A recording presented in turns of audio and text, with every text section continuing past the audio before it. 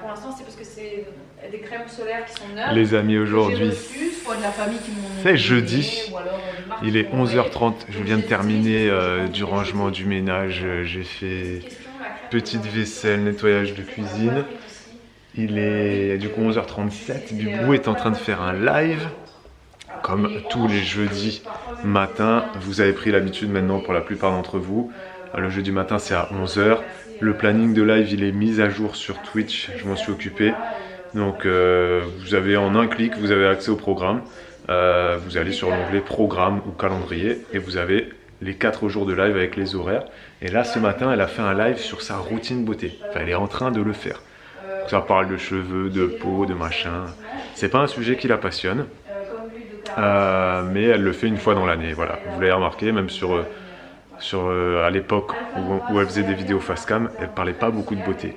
Quand elle le faisait, c'était voilà, vraiment une fois ou deux dans l'année. Parce qu'elle fait très peu de choses. Voilà. Mais là, ça faisait longtemps qu'elle n'en avait pas parlé. Longtemps aussi que vous lui demandez un live beauté. Donc voilà, il l'est fait.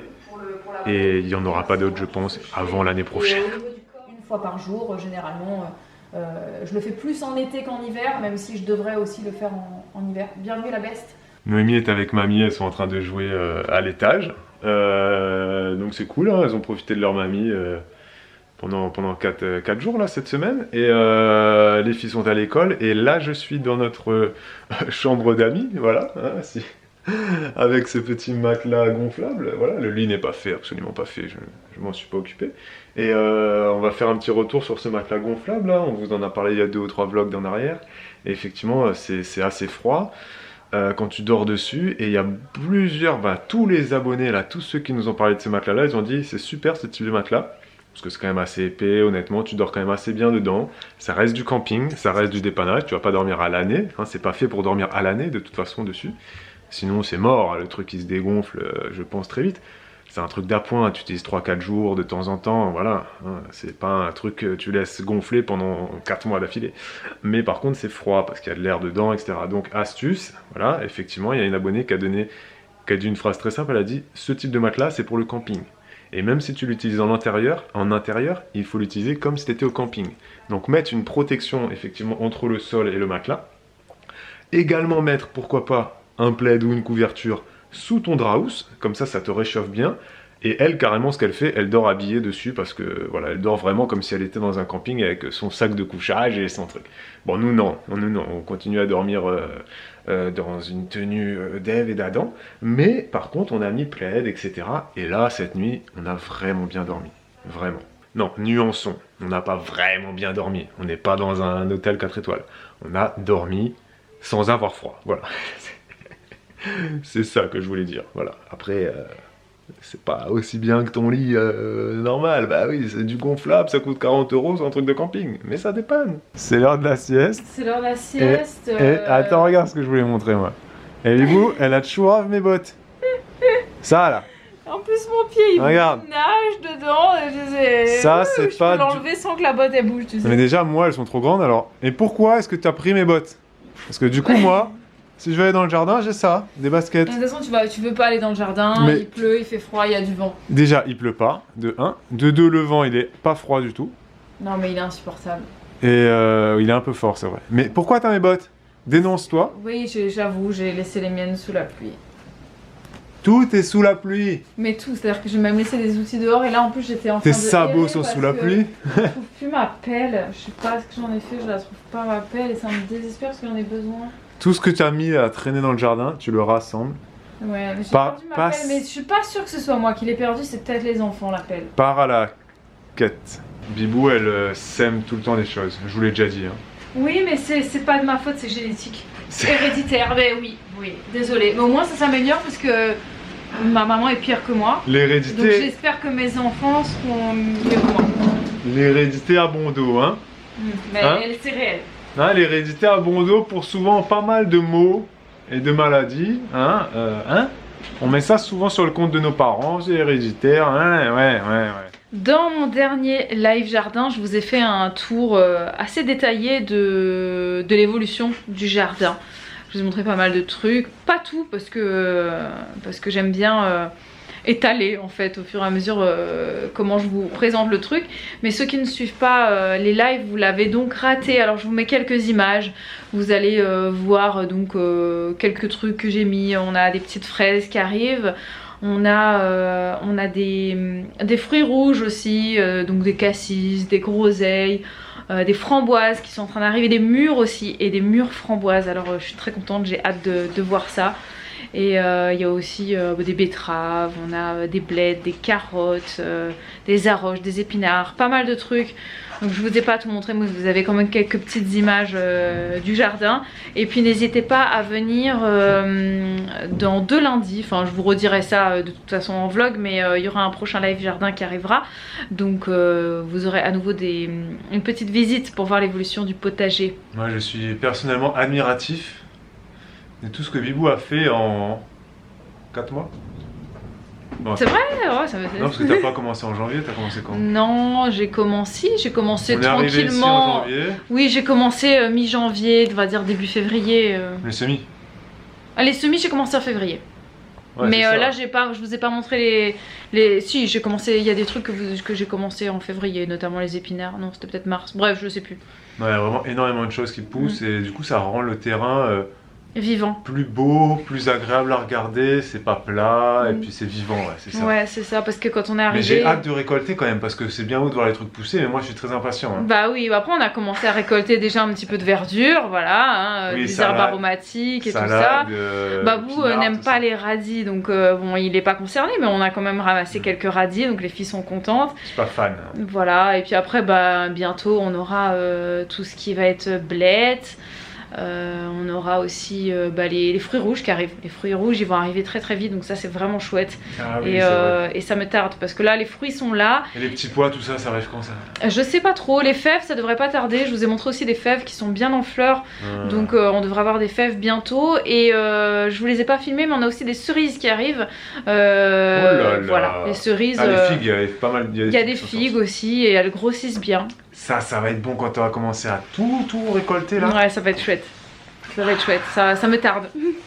Je suis sur l'ordinateur, les amis, et j'ai envie de faire une petite question du jour. Bonjour tout seul. Bibou elle est dans le jardin avec Olivia et Mamie. Là, elles sont en train de faire, pour tout vous dire, elles sont au niveau vraiment du potager, là où il y a tout ce qui est radis et salade de planter. Je me demande si elles sont pas en train de faire des petites récoltes. Il se pourrait que... Alors une question qui concerne le jardin, 2 questions qui concernent le jardin même. Une question d'Elise, Enjoy Elise, qui nous demande est-ce que vous allez investir dans des balançoires ou des cabanes pour les filles quand elles seront plus grandes. Alors Elise, on n'attendra pas qu'elles soient plus grandes. On va le faire tout de suite. Investir, c'est pas vraiment le mot que j'emploierais. Je dirais juste qu'on va en acheter. Après, je trouve que neuf, tout ce qui est balançoire, portique, comme ça, pour enfants, ils appellent ça portique, avec 2 à 3 crochets, toboggan et tout ça, je trouve que c'est quand même assez cher, honnêtement, pour ce que c'est. Même les premiers prix en plastique, t'as l'impression qu'au moindre coup de vent, ça va s'envoler. C'est tout de suite 80, 100 euros. Je trouve que, honnêtement, pour ce que c'est trop cher. Il y en a qui sont très bricoleurs, comme nos amis Christelle et Julien. Bah, alors lui, Julien, il a construit une cabane, voilà. Avec toboggan, balançoire, il a tout construit tout seul. Un truc de luxe qu'il a fait, c'est un truc de malade.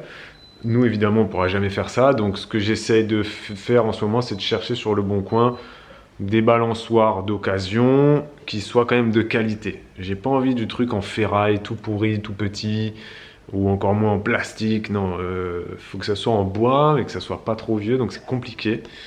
C'est pas vraiment une question d'argent, hein.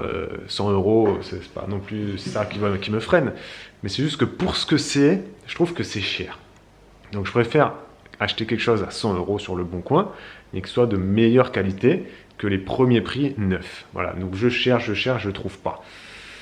Mais il faut que je le trouve avant cet été, parce qu'il faut que cet été, on ait toboggan, balançoire, cabane, etc., qu'elles aient leur truc à elles, quoi, tu vois. Et on avait émis l'idée, il y a très longtemps, au moins 50 vlogs en arrière, je ne sais pas, de construire une cabane en saule. Voilà, on s'était dit, tiens, ça peut être marrant de faire ça. Je vous avais mis des photos et tout ça, ça remonte, hein, cette histoire. Et il s'avère qu'avec le saule pleureur, c'est pas possible. de le faire. Donc, je me demande si on peut pas le faire avec un autre saule qu'on a découvert sur notre terrain. En fait, on a plusieurs saules sur le terrain, on en a au moins 6 ou 7. Il y en a un qui est vraiment pleureur, vraiment à 100%, et il y en a, c'est des espèces de mélanges, etc. Donc on va essayer de récolter les branches. Voilà, c'est de l'osier, je crois, ou je sais pas, bref. Voilà, des branches de saule, et tu peux faire des cabanes assez jolies avec ça. On va essayer de voir si on peut s'en... Je sais pas, mais j'aimerais bien quand même qu'on le fasse ça. Et une autre question de Chris and Chris. Je sais pas pourquoi je prends l'accent américain. Chris and Chris, elle nous demande, est-ce que vous avez prévu de mettre des épouvantails dans votre jardin, j'imagine pour éloigner les oiseaux. C'est quelque chose que nos grands-parents faisaient ça. Grands-parents, arrière-grands-parents, même encore actuellement, il y a des gens qui mettent dans leur jardin des épouvantails, des CD pour faire peur aux oiseaux, parce qu'on considère que les oiseaux c'est quelque chose de pas bon pour un jardin, parce que ça vient manger les fruits, etc. Alors qu'en fait c'est tout l'inverse. Ça va manger certes les fruits, mais ça va surtout manger les limaces, les escargots, qui eux te mangeront quand même beaucoup plus de fruits.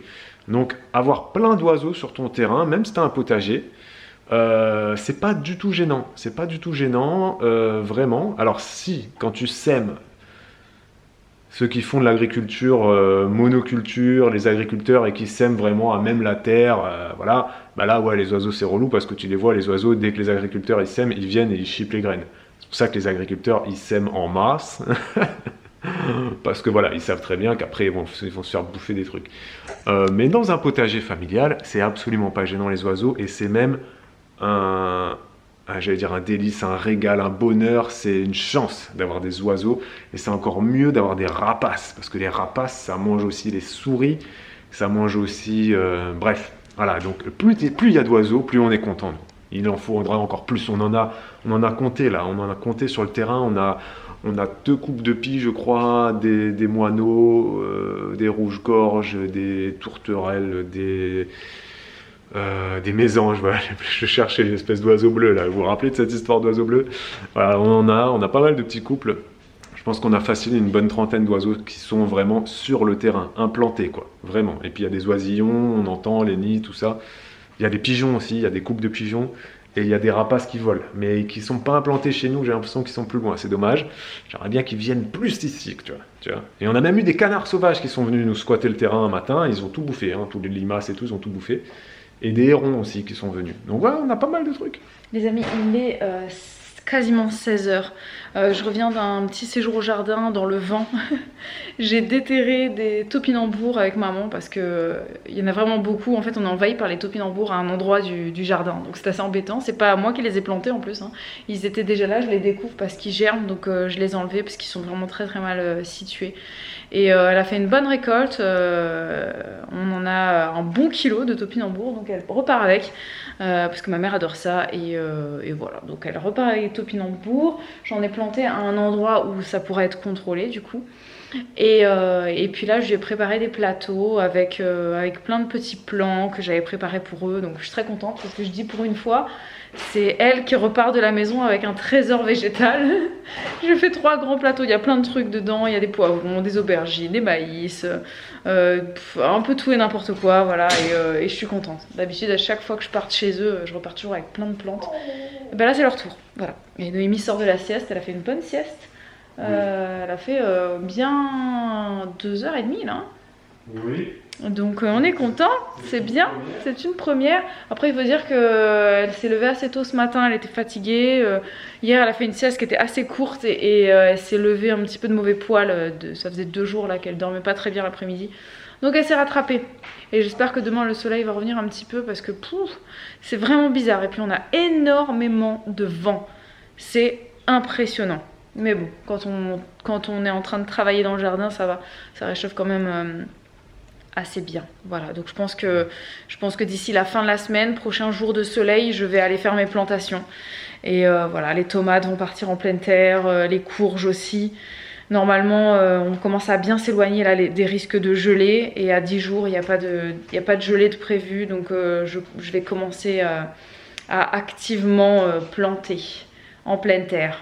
Je suis contente, ça va faire de la place dans la maison et mes plants vont enfin pouvoir grandir de manière correcte parce que là ils commencent un petit peu à jaunir, ils sont un petit peu en carence là, d'être dans des tout petits pots comme ça et le potager est vide, il attend les légumes là. Et sur ce... On va vous laisser les amis, merci de nous avoir regardés. Oui, merci d'avoir mis le pouce. J'ai fait 2 questions du jour tout seul. D'accord, mais très bien. Je parlais des épouvantails et tout. Ah oui. Les oiseaux, tout ça. J'ai dit qu'on n'en mettrait pas. C'est bien, non? Oui, après on pourrait en mettre un avec les enfants pour rire, mais je pense pas que ça les éloigne. Hein. C'est vrai, ça je l'ai pas dit, mais c'est vrai que les épouvantails, à mon avis, les oiseaux, ils en ont plus rien à cirer. Ah oui, mais je pense qu'ils s'en fichent carrément. Il doit y avoir 10 générations d'oiseaux qui est passé devant le délire et qui a dit... Mais ils se fichent de nous en fait. On n'est pas cons. Non, à la limite, ce qui marche, je pense, c'est les disques et les boules disco, tu sais, parce que ça, ça réfléchit et ça, par contre, ça peut fonctionner. Mais je dis pas qu'on le fera pas, ça, par contre. On verra à l'usage. Mais j'ai dit qu'on n'allait pas le faire. Non, mais on peut pas dire. Les oiseaux, c'est bien. Oui, mais ça dépend parce que s'ils viennent tout te déterrer, tout te bouffer, à un moment donné, on essaie. Il y a peut-être des zones où on va faire attention. Mais je suis persuadé qu'ils viendront pas tout manger. On verra, on verra. Moi, je ne suis pas réfractaire à ça. De la même manière que les limaces. On ne fait rien pour l'instant. Si on est envahi et que c'est incontrôlable et qu'ils bouffent tous nos trucs, on va agir. C'est hors de question qu'on les laisse bouffer 80% de notre production. Oui, voilà, donc c'est pour ça qu'on verra à l'usage. Ouais, c'est vrai, c'est vrai. Mais bref. Ça se fera au fur et à mesure des années. C'est ça. Ici s'achève ce vlog. Merci beaucoup. Merci d'avoir regardé, d'avoir écouté, d'avoir mis le pouce et à demain pour un nouveau vlog. Ciao, ciao.